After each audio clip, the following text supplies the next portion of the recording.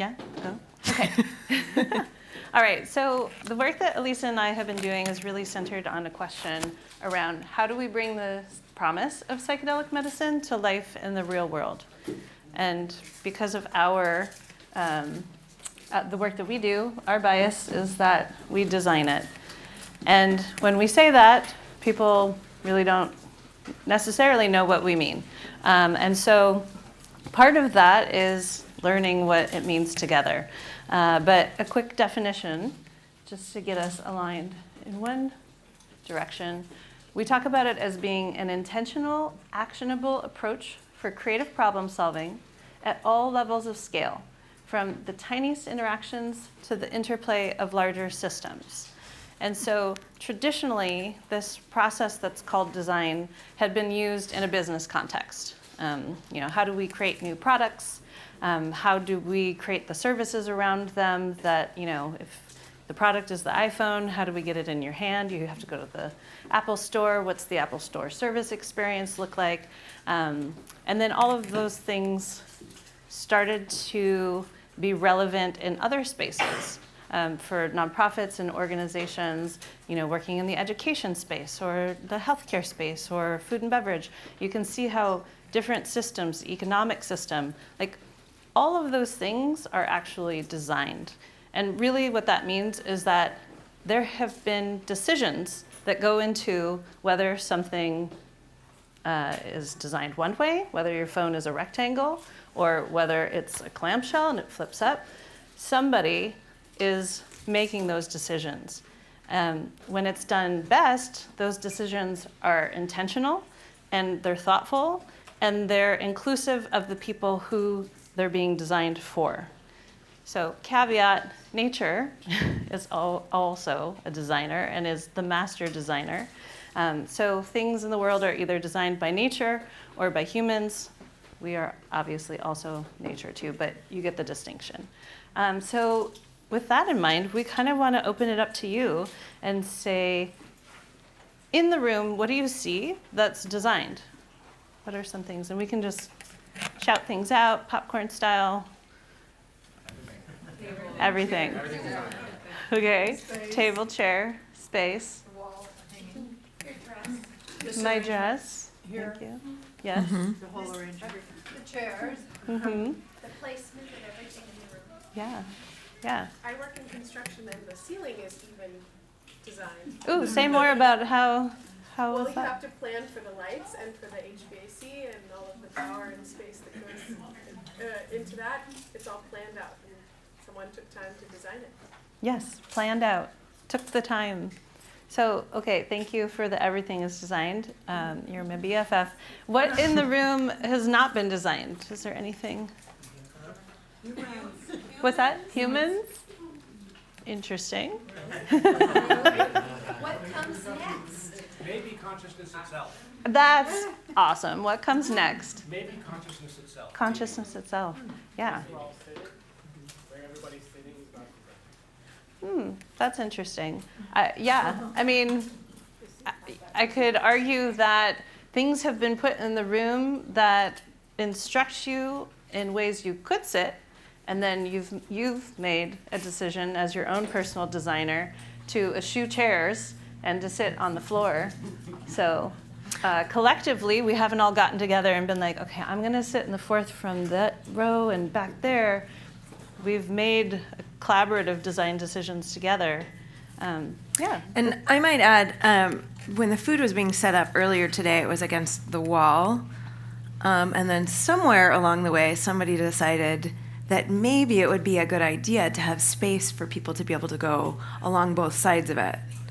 And you might say that there was a bottleneck trying to get food, and that wasn't designed. But in fact, the way that the building is structured creates constraints then by which we can make decisions and new pathways. Mm-hmm. So all of these unintended designs are also part of flow and of design and life. Yeah, and what influence us every day, whether we're aware of it or not. So we already did that. Okay, So we're going to do a little exercise. So everybody should have a sheet of paper, and if you have a notebook, you can use that as well. If you have a pen, use that. If you don't, we have colored pencils that can come around. And we're just going to start with a quick little creative warm up here. So if we can send pencils that way as well. The first instruction is to draw 30 circles on your sheet of paper. So it might look like this, 30 circles on your sheet of paper. And keep your hand up if you are still waiting for something to write with. Let me grab some. We'll give everyone time to get something to write with before I give you the big instruction. Oh, Hands up. can you pass them? Thank you. Great. Yeah, thank you. Anyone else over here? 30 circles in 30 seconds or less? They don't have to be perfect, they just have to be round. They have to be as good as those. Okay, so eyes up when you've got your circles.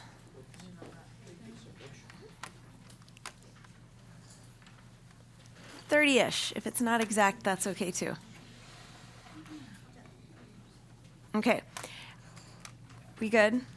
We good? 30 circles. All right, so your instruction now is to come up with as many different ways to use the circles, to draw in the circles as possible. And your examples are a baseball, a bottle cap, and a wheel. A baseball, a bottle cap, and a wheel. So using the circles on your page, draw other objects that use circles. And the examples are a baseball, a bottle cap, a wheel. And I'm going to give you 90 seconds to fill in as many circles as possible. With the word. Drawings.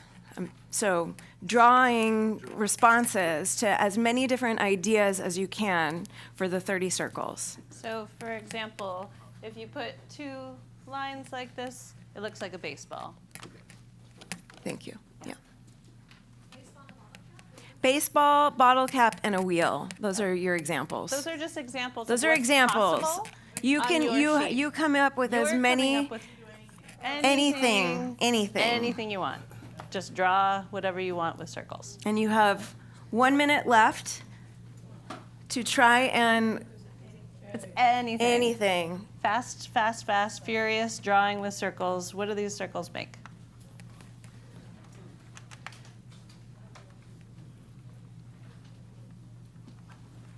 And imagine the Price is Right music is going. And it's intensifying.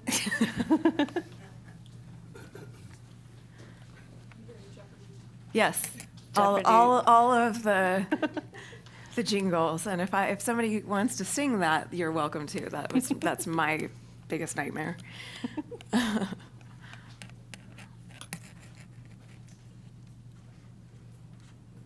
right.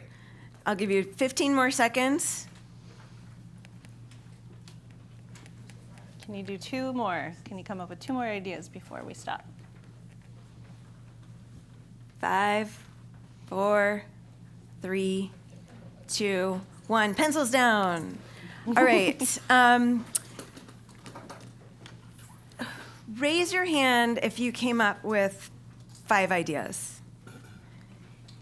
Keep your hand up if you got 10. 11.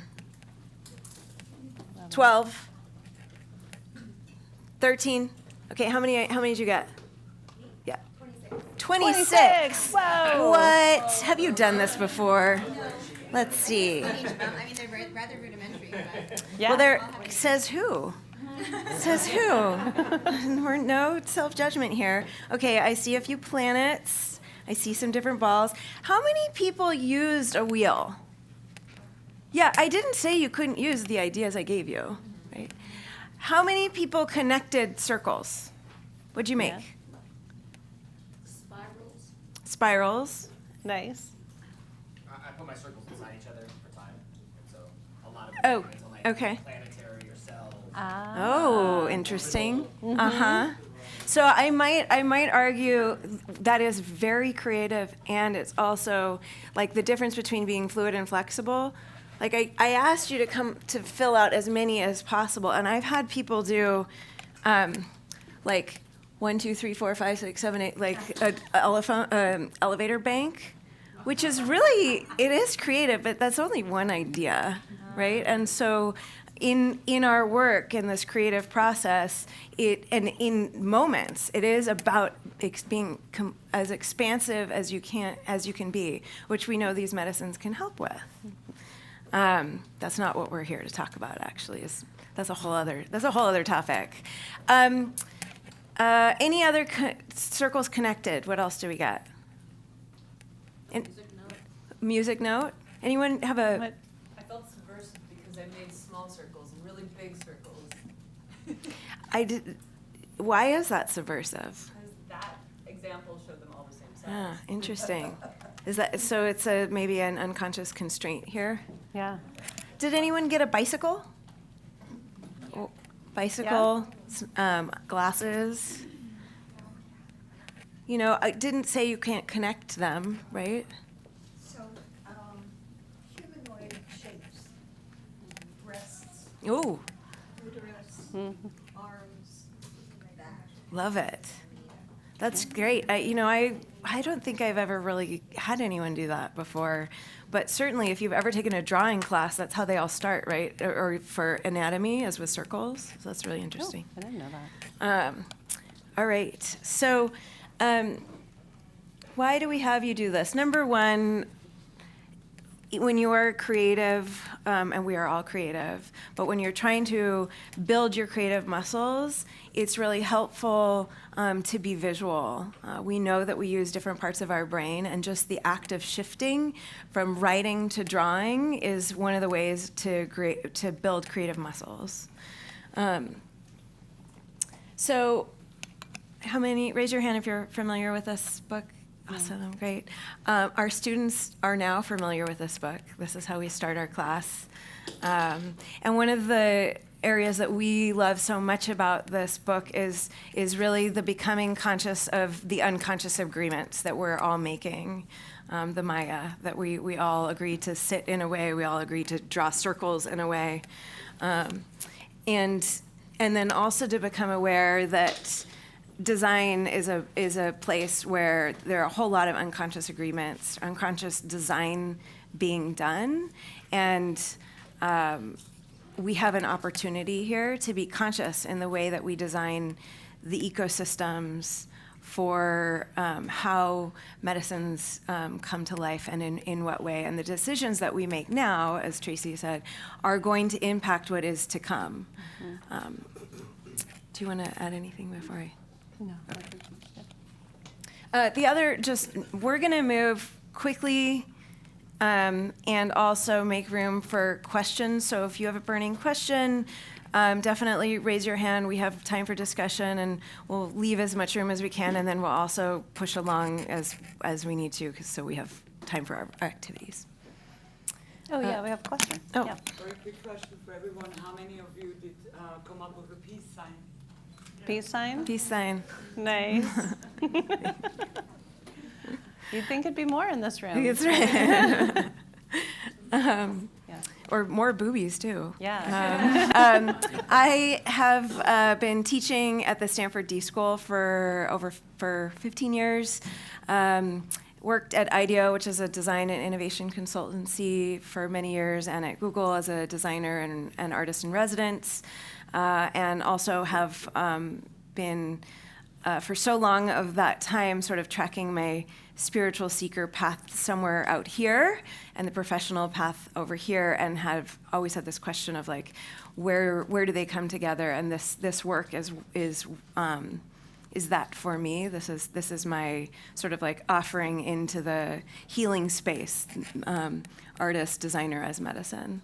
And there was mention before of SRI, which was a little confusing because I've also done work over there, but SRI is Stanford Research Institute, which is separate than actually what's been housing some of our work at Stanford. Yeah, which is the Stanford Design School. It's called the D School. that's where we're located. So if you come to campus, you can usually find us there. My name is Tracy DeLuca, as I mentioned. Elyse and I had met while working together at IDEO. Worked there for many years across different industries, food and beverage, financial services. But my passion became healthcare because my question was really, why is healthcare so broken? Like, what is actually going on? Is design a tool that's actually strong enough to be used in that space to make transformational change? And so my path took me to work within a large healthcare system and build up a team internally around design and innovation, and then training programs within that organization to help others across the system to learn these skills and tools and apply them in their own contexts. And then it made me happy to learn that, yes, design is an incredibly powerful tool, and it can be applied, like we said, to small scales, but also at the systems level. And then my coming to psychedelics was really through my own personal path in wanting to heal, and then Elyse inviting me to do this work with her to explore this question about how can we use design as a way to help inform how this ecosystem is going to move forward. Obviously, things have been going on since time immemorial with humans, but what is it going to look like in the upcoming years, decades, and beyond? Okay, so why design? Number one, to tackle complex questions. Number two, to expand possibilities. And three, to validate the future before investing in it. And we'll go into all of these. So first, we use design because it helps us tackle complex questions. Like, how might we empower educators around the world to expand what's possible in their classrooms, schools, and districts? In other words, like, how do we fix education? How do we make the education system better? That's a really hard and complex question. And like, where do you even begin? And so one of the solutions here was a project I worked on called Design Thinking for Educators, where we were empowering teachers, educators, principals, superintendents in their classrooms, in their schools, to be the designers of their spaces, to actually have the agency to make the changes they need to make in their classrooms, in their school systems.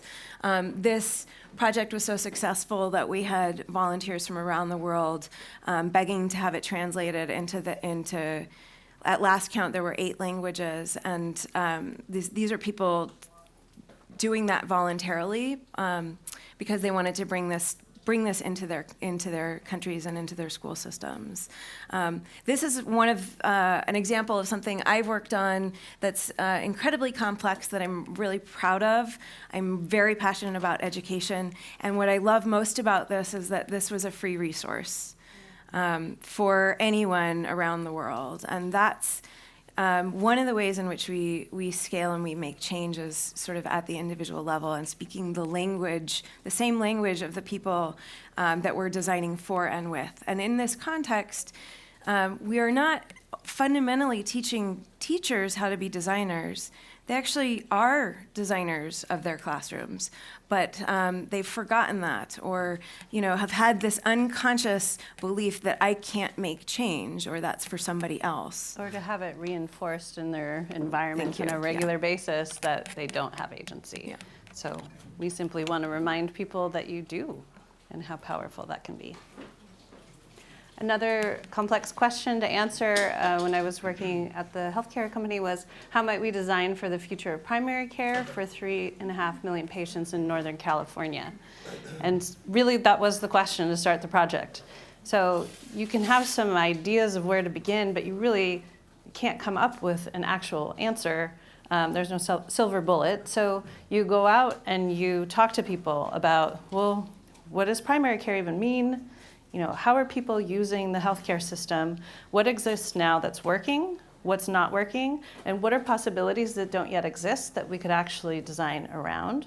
And so the outcome of this, it was a 2-year project from that high-level question to launching something in the system, although we were always interacting with patients and providers, and we had a physician who was leading the charge on the clinical side.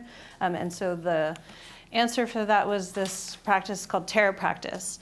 This was before COVID, so one of the answers for this was virtual first care, which was a big deal at the time, and it was like, that's impossible. We can't provide virtual first care to patients.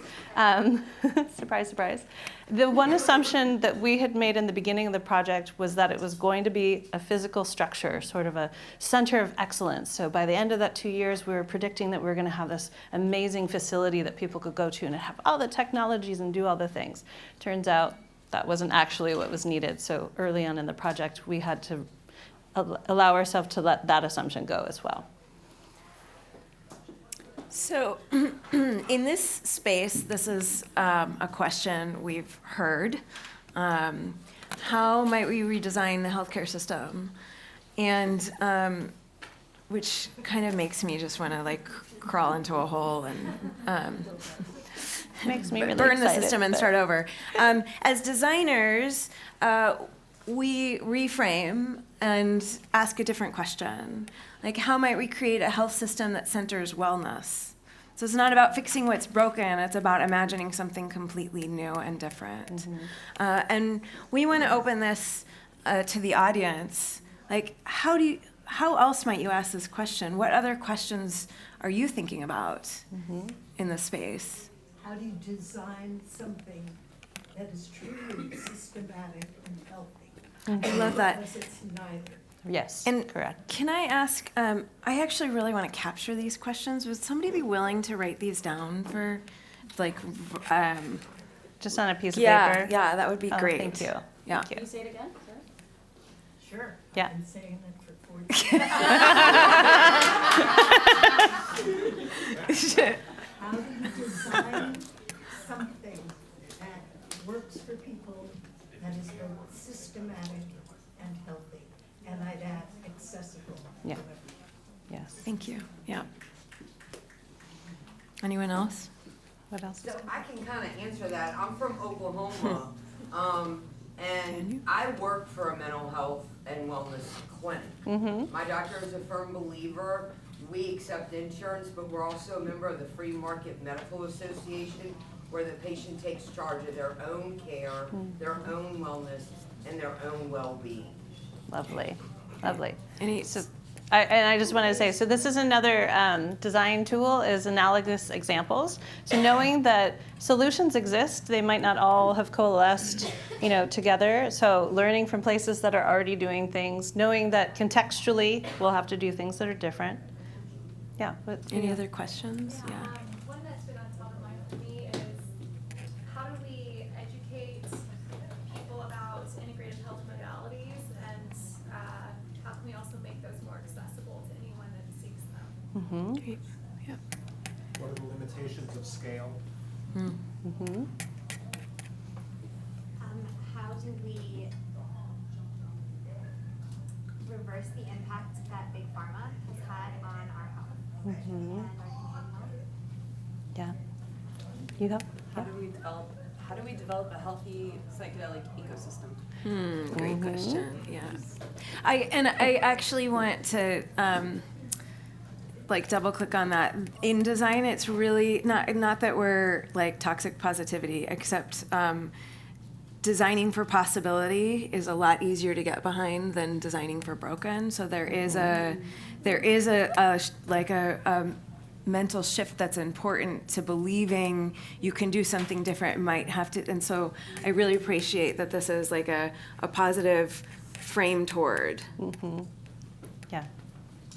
How do we define wellness for an array of different individuals and cultures? Great. Yes. Lovely. Absolutely. Great question. And behind you. Yeah. How to create a health system without structural racism baked in? Mm-hmm. Yeah. Well, maybe one or two more, and then we'll move on. Yeah. For years, I worked in business re-engineering process. Mm-hmm. Because we found 95% of the time when people were underperforming, it was a shitty process. Yeah.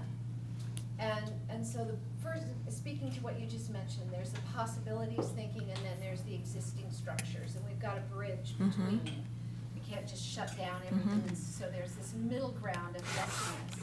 So one of the most powerful questions we would always ask is, what are the underlying contradictions to the current stated objectives? And working on the underlying contradictions helps to clear the path for the possibility. Thank you. Absolutely. Yeah. And there was one last. Yeah, one more. Yeah. How do we create a dynamic health system that accommodates different types of care? Yeah. Great. Thank you. Yeah, another tool that we use is called 5 Whys. So when you have questions like these, is to ask, well, why is that important? And then you kind of keep asking that until eventually you get to like self-actualization and all the things, and then you can work your way down by asking how questions. But it's just to say, like, even in these questions, and granted, we posited something to get us started to think, there's assumptions in there around how things currently are, kind of assuming that that would carry on forward with us, knowing that if we ask the right question and we sort of reframe things differently, that becomes obsolete. Like, we don't even end up having to address that because all of our energy is focused in this other direction that's informed by the system as a whole. So, it might be more around, the health of all living things on the planet. How do we use that as sort of a driving force? Okay, so we had said there were 3. There's many reasons why you would use design. We're highlighting 3. The second here is to expand possibilities.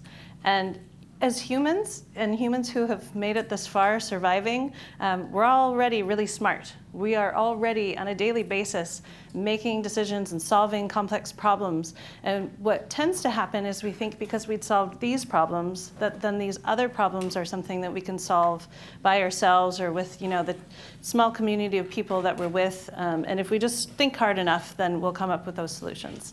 I think this comic sort of best illustrates the process of that. So the police officer says, is this where you lost your wallet? And the guy says, no, I lost it in the park, but this is where the light is. So we tend to use the information that we already have and the things that we're familiar with already and put those into these other contexts and think that'll get us where we need to be. But really, we need to expand the light source. We need to open the aperture, and we need to have more little possibility Legos to click together and recombine in new ways to come up with new solutions or more complex solutions for these complex challenges. And we talk about how psychedelics expands consciousness, and that is beautiful and amazing and so full of potential. And then design is the tool that we use to turn expanded consciousness into new realities. Is to take action on something, to actualize something in the world and make it tangible and real and experiential. Yeah. And then the third reason why you might choose to use a design process is to validate the future before you invest in it. So we all know, I'm going to work on my thing, I'm going to shut myself off in my room, and I'm put my head down, and then I'm going to come up with this beautiful thing, and my team is going to do this, and then we're going to die it in the world, and we're going to wow people, and they're going to love it, and it's going to be perfect because we thought so hard. And often what can happen is when you die it, people are like, who cares, or so what, or they don't use it the way that you expect. And so there's a process of prototyping and iterating and making small experiments early on in the process so that you can learn some of the ways that the assumptions you're making or the decisions that you're making are actually off course. And when you can do that early on and do it cheaply and quickly, you avoid sort of making that uninformed decision that over time sort of gets you in a direction, like you've set a course that you didn't intend to go on, and now it's just so risky at that point to like turn back. You're like, we've invested all this money, we've gotten all these people bought in. We can't say it was a failure, so we just try to de-risk it along the way as much as possible, so that by the time we put something into the world, like the Tara example that I'd shared, that actually out of the gate, 2 years in the making, was successful from all the metrics that were important to the system. Do you want to speak specifically to the? Sorry. Yeah, so this is just an example of how you do that, right? So again, you can spend the years tooling the instrument and thinking about how the physician is going to use this in some surgical practice, or you can just scrap together this little Sharpie marker and clip situation, have the physician who does that kind of surgery put it in their hands, and then be like, I can't hold this for 8 hours. This doesn't work in these ways. And it's about those small micro decisions and micro aspects of the thing that's really going to make the difference. Yeah. So just as, just curious, like how this sounds and how this is landing, like, do you have examples of this in your own work?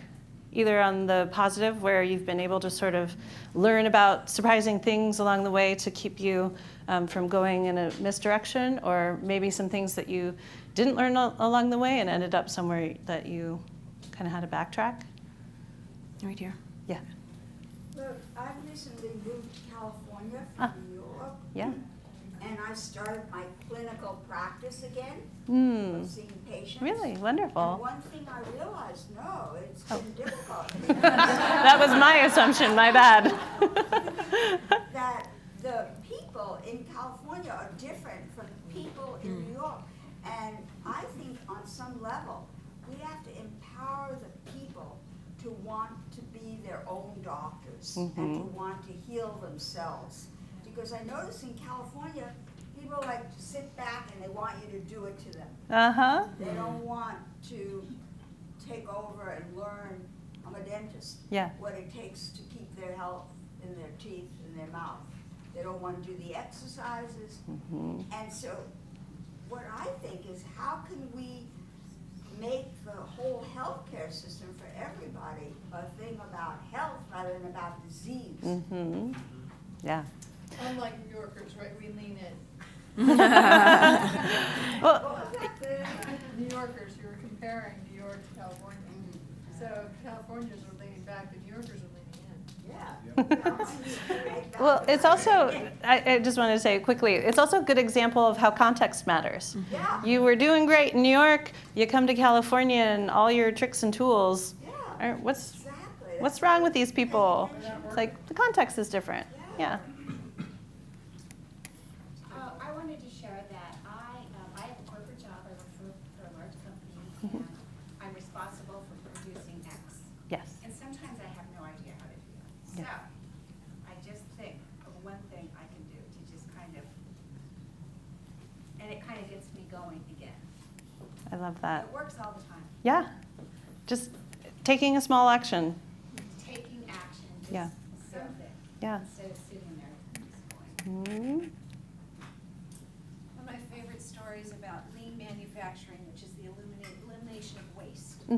Whether it's physical action or materials or psychic exhaustion from doing things inefficiently. And there's a story about Jeff Bezos and the early Amazon warehouse days, and we had Kaizen Sensei in space, and they were the whole team was trying to design a way to keep the floors clean, because that's a problem when you've got hundreds of people traipsing through the place, and they designed this whole new workflow, and then the sensei came in, and this is the key, are we asking the right questions? He said, why don't we ask how the floors get dirty in the first place?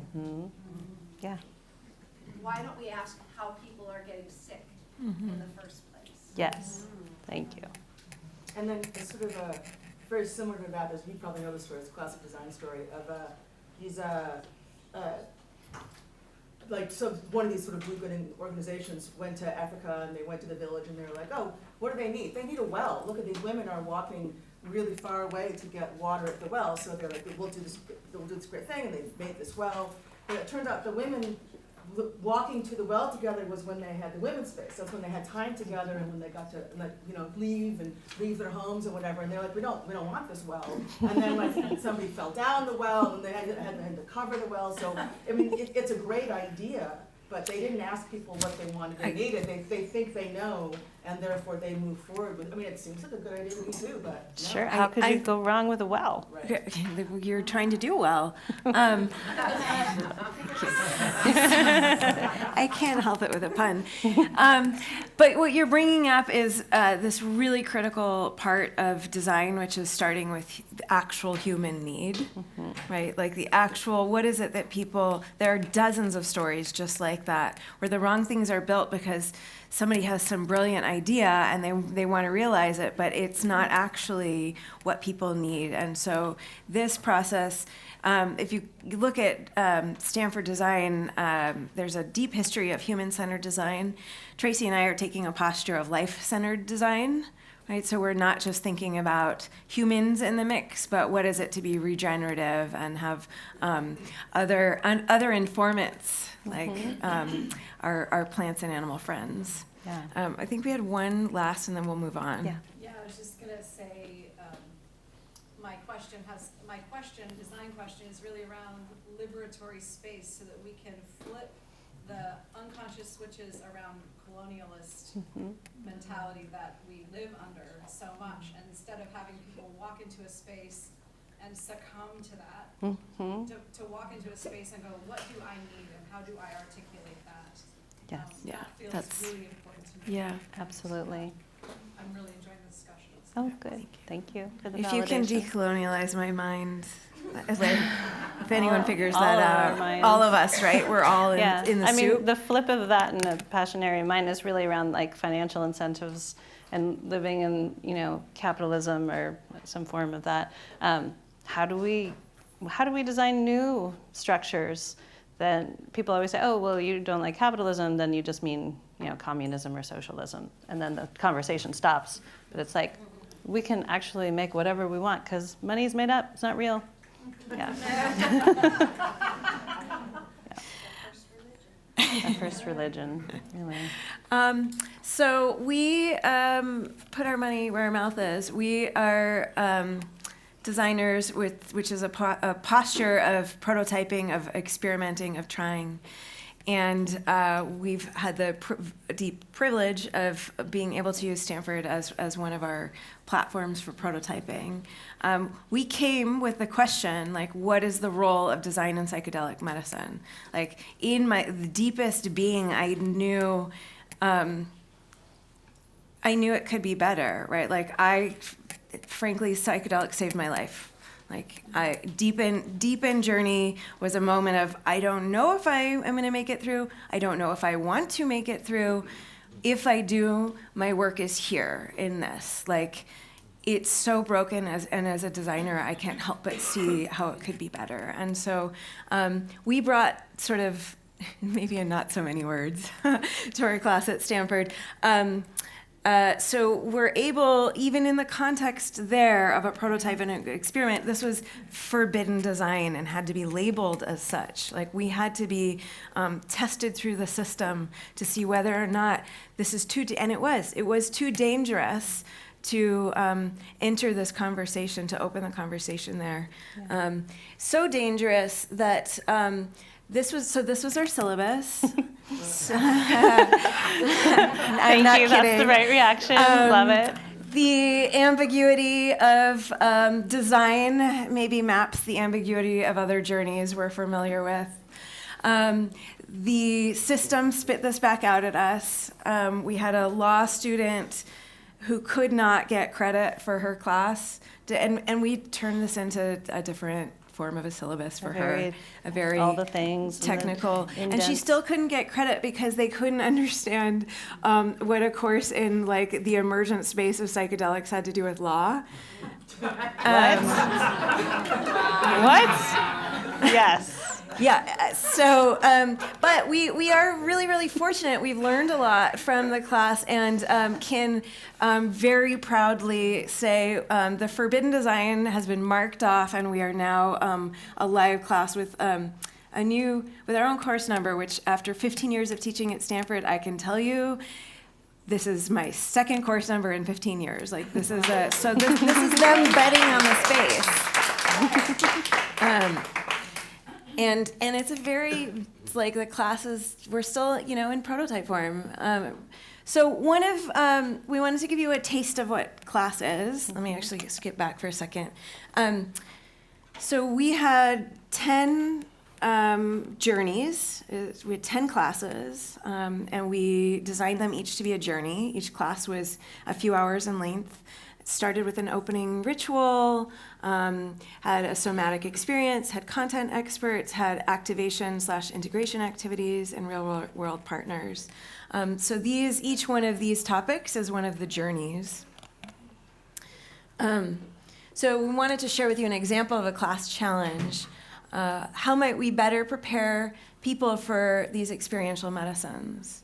Sort of one of these questions around prep. And so if we know that set and setting and a feeling of security and safety is so important to the efficacy of medicine work, how do you prepare people who have never entered? And also just wanted to say that we weren't sure if, the experience of the folks that were in our class, did they even know these medicines or have experience with them? And we didn't want to assume they had to, and we definitely didn't want them to feel like they had to. So this was... I think most of them didn't have experience with medicine. I'll say, just as a side note, as one of the things we're grappling with as educators here and at large is, the promise of psychedelics and getting your student, we're here because we believe in it. And the students are there because they're curious or they believe in it, or then they're getting really excited, and then you're kind of like, whoa, slow it down, and holding the tension of the possibility with the danger, right? Really with the risk. There is this potential for power, and also how do we hold space for the complexity of what is there? And so that's one of the things we're looking at is how do we teach the diversity of what is here, both in and as responsible designers. Mm-hmm. How do we help responsible designers move into the space as people enter the space? Yeah, and all of these are great design questions, right? Yeah. We'll work them out, we'll all work them out together, but just that they're, again, an opportunity for learning. So this is an example of maybe a complex question, but a little bit more narrow than how do we redesign healthcare? And so we asked our students to build a physical experience that gives people a sense of what medicines might feel like. Many of them have not touched medicine, so we gave them these very descriptive / abstract terms for this is the feeling you are trying to create in your physical experience. And sort of a spectrum, right? And so this was a in-class 10-minute prototyping activity. Anyone want to take a guess at what medicine this might have been? Ketamine. Yes, ketamine. Yeah. Ketamine KO. As soon as this came out, though, I'll tell you, I was pretty sure at least one of the students in that group had you have been there. Yeah.